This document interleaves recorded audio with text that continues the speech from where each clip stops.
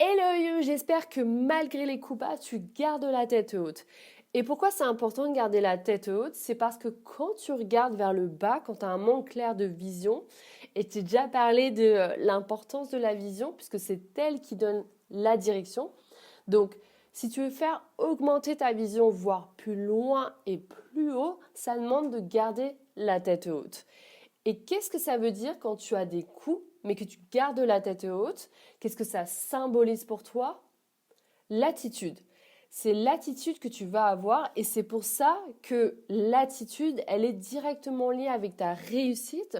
Parce que si tu as l'attitude de baisser la tête, de baisser les bras, forcément, tu ne vas pas voir loin.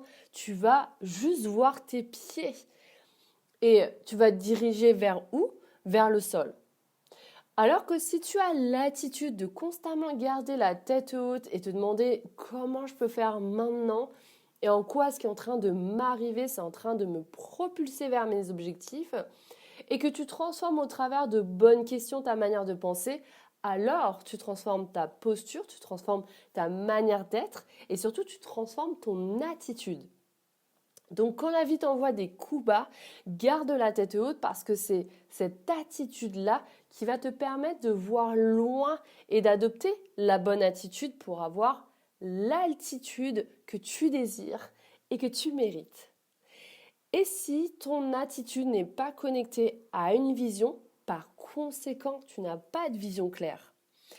Et c'est pour ça que souvent on pose la question, comment tu te vois dans 2, 3, 4, 5, 10 ans? Ça permet de voir ce que tu aimerais accomplir, être, devenir, faire, avoir d'ici 2, 3, 4, 5, 10 ans et de voir différents termes, court, moyen et long terme. Et de voir quelle attitude tu as à adopter qui soit cohérente et alignée avec cette vision parce que c'est l'attitude qui te fait avancer. C'est le résultat de tes actions, de ta manière d'agir et surtout de ta manière de parler, de communiquer. Alors, regarde ce que tu veux devenir et adopte une attitude qui soit cohérente avec ce que tu veux devenir.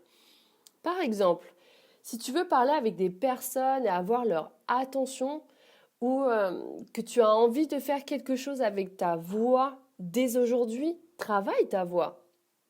Si tu veux être avec quelqu'un qui a envie d'être valorisé pour ce que tu es, commence par valoriser les autres pour ce qu'ils sont. Si tu as envie de réussir à grande échelle, réussis déjà à petite échelle. Si tu veux être quelqu'un qui fait des belles choses pour le monde, fais déjà des belles choses pour toi.